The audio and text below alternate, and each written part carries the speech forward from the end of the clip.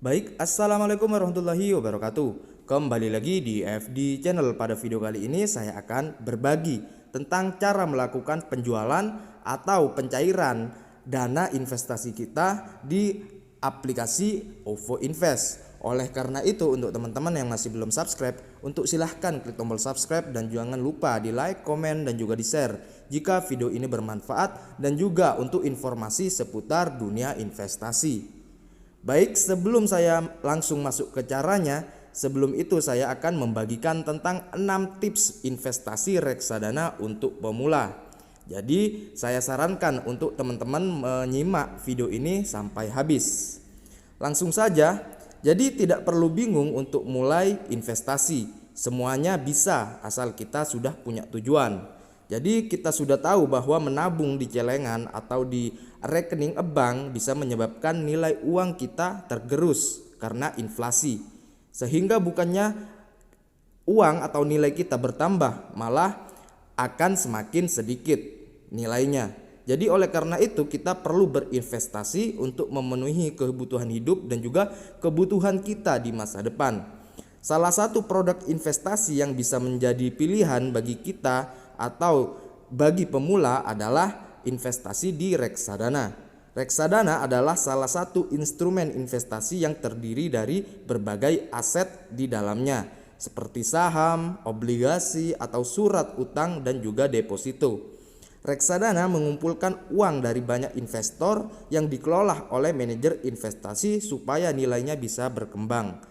Perlu diketahui juga untuk teman-teman, sebagai bentuk investasi, reksadana mengandung resiko sehingga nilainya bisa naik atau turun dalam jangka pendek. Namun, jangan khawatir, produk ini resmi dan semua yang terkait seperti manajer investasi, bank kustodian, dan juga agen penjualannya ini diawasi oleh otoritas jasa keuangan. Jadi kita sudah paham juga tentang keuntungan reksadana ini, tetapi tetap saja kita yang masih awam ini bingung kita akan memulai dari mana. Selain itu kita juga masih sulit memutuskan untuk memilih produk mana yang cocok untuk kita. Nah, ini saya akan membagikan dan jangan bingung lagi dan baca tipsnya atau dengarkan tipsnya sebelum memulai investasi. Dan saya sarankan untuk teman-teman menyimak secara teliti dan juga menyimak sampai habis. Yang pertama adalah tentukan tujuan. Sebelum kita berinvestasi, kita harus mengetahui dana investasi kita ini nanti akan digunakan untuk apa. Jadi ibarat kita naik bis atau kendaraan, atau kita harus tahu arah yang kita tuju agar bisa merencanakan perjalanan dan tidak tersesat. Jadi tujuan investasi ini bisa bermacam-macam tergantung kebutuhan dan juga keinginan kita. Misalnya kita ingin liburan atau jalan-jalan ke luar negeri, membiayai pendidikan anak, membeli HP atau laptop, atau membayar uang muka rumah, atau untuk menikmati masa pensiun. Setelah mengetahui tujuan, kita bisa menentukan jangka waktu investasi untuk mencapai tujuan tersebut. Misal dalam jangka pendek atau setahun kita ingin liburan ke luar negeri, atau dalam jangka menengah kita ingin membayar uang muka rumah, atau untuk jangka panjang untuk menikmati masa-masa pensiun. Yang kedua, kenali profil resiko. Sebagai investor, profil resiko adalah hal yang wajib diketahui sebelum melakukan investasi karena menentukan seberapa besar tingkat resiko yang mampu kita tanggung. Jadi pada prinsip investasi, tingkat risiko yang berani kita ambil ini akan berbanding lurus dengan potensi imbal hasil atau return yang diharapkan. Apabila semakin tinggi risiko yang ditanggung, maka akan semakin besar keuntungan yang diharapkan, atau prinsipnya high risk high return. Umumnya profil risiko yang menggambarkan karakter investor dalam berinvestasi ini terbagi dari 3, yaitu tipe konservatif atau tipe penghindar risiko, yang kedua tipe moderat, dan yang ketiga tipe agresif atau tipe yang berani mengambil resiko. Biasanya untuk kita yang masih awam, kita tergolong dalam tipe konservatif atau yang menghindar dari resiko. Lanjut yang ketiga, pilihlah jenis reksadana yang cocok. Bila kita sudah tahu tujuan dan profil resiko kita, saatnya kita memilih reksadana yang cocok. Ada 4 jenis reksadana yang tersedia bagi masyarakat umum, yaitu reksadana pasar uang, pendapatan tetap, campuran, dan juga saham. Bila kita memiliki tujuan jangka pendek sekitar 1 tahun, kita bisa memilih reksadana pasar uang. Untuk investasi dalam jangka menengah sekitar 3 tahun, reksadana pendapatan tetap ini cocok untuk dipilih. Dan reksadana campuran bisa menjadi alternatif investasi jangka panjang ataupun jangka menengah sekitar 3 hingga 5 tahun.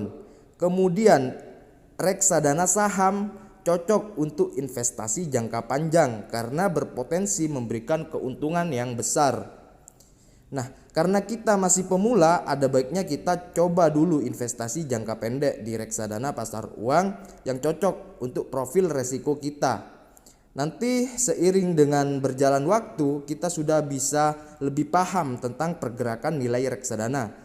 Kita bisa memulainya memilih reksadana dengan resiko yang tinggi sehingga bisa mendapatkan potensi keuntungan yang juga lebih besar. Yang keempat, lihat kinerja historisnya. Jadi kinerja reksadana dapat tercermin berdasarkan data historikal suatu reksadana seperti pergerakan nilai aktiva bersih atau disingkat dengan NAB, return, dan resiko. Makin panjang data historis yang dipergunakan untuk mengevaluasi, maka akan menghasilkan pertimbangan yang makin baik sebelum membuat suatu keputusan untuk berinvestasi. Jadi penilaian kinerja reksadana dengan data historikal yang baik adalah minimal 5 tahun. Jadi teman-teman melihat data histori dalam 5 tahun. Jika kinerja suatu reksadana selama 5 tahun terakhir bagus dan hanya mengalami kerugian kecil di saat krisis, berarti manajer investasi yang mengelola produk tersebut memang handal dan reksadana yang dimaksud patut investor atau teman-teman pertimbangkan. Selain itu, kinerja sebuah reksadana bisa dibilang bagus jika kenaikannya di atas persentase kenaikan indeks harga saham gabungan atau IHSG dan reksadana yang sejenis lainnya. Jadi yang kelima, seleksi produk dan manajer investasi.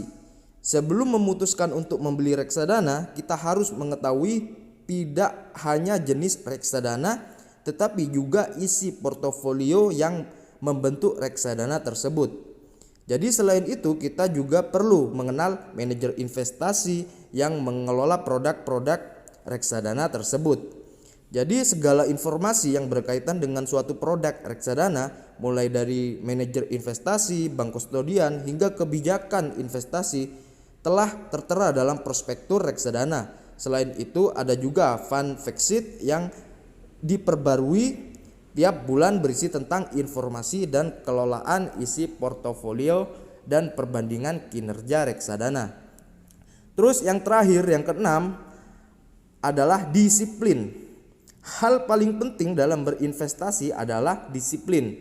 Bila kita telah menentukan tujuan, kita harus rutin untuk menyisihkan uang sesuai dengan perencanaan kita di awal. Disiplin dalam jangka panjang memang terlihat sulit, tetapi kalau kita sudah dibiasakan, hal ini menjadi ringan dan tidak memberatkan untuk kita. Jadi demi mencapai tujuan apapun itu tentang keuangan kita harus disiplin.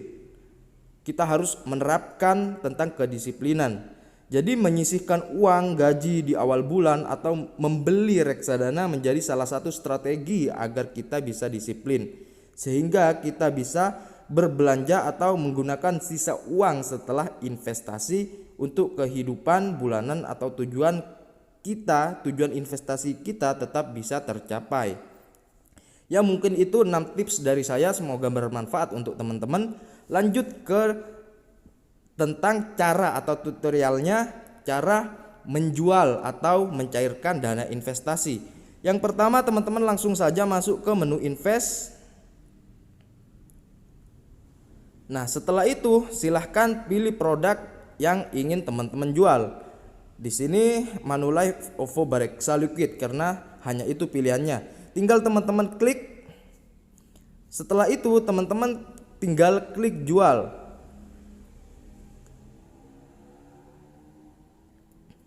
Nah, setelah teman-teman jual, teman-teman silahkan masukkan nominal pencairannya. Itu bebas, tergantung teman-teman mau mencairkan reksadananya berapapun atau menjualnya semua. Kalau teman-teman ingin menjual semua, tinggal klik jual semua. Jika ingin teman-teman menjual sebagian, silahkan klik sebagian. Dan di sini sebagai contoh saya akan melakukan pencairan hanya sebesar Rp10.000 saja. Setelah itu teman-teman langsung klik lanjutkan. Nah, konfirmasi penjualan terlebih dahulu, teman-teman cek. Setelah itu, setelah dicek, teman-teman langsung konfirmasi. Nah, nanti masuk ke OVO Cash, pencairan tidak dikenakan biaya. Ini biayanya gratis, biaya pencairannya. Nah, langsung klik proses pencairan. Silahkan masukkan PIN yang teman-teman setting atau teman-teman masukkan. Nah, ini pencairan ini sudah berhasil dan sudah di dalam tahap dalam proses. Mungkin 1x24 jam ini sudah cair dan masuk ke dalam OVO Cash. Nah, mungkin itu yang dapat saya sampaikan. Kurang lebihnya saya mohon maaf. Jika ada pertanyaan terkait investasi atau reksadana, teman-teman bisa langsung klik di komen, insya Allah akan saya balas. Ya, mungkin itu yang dapat saya sampaikan. Wassalamualaikum warahmatullahi wabarakatuh.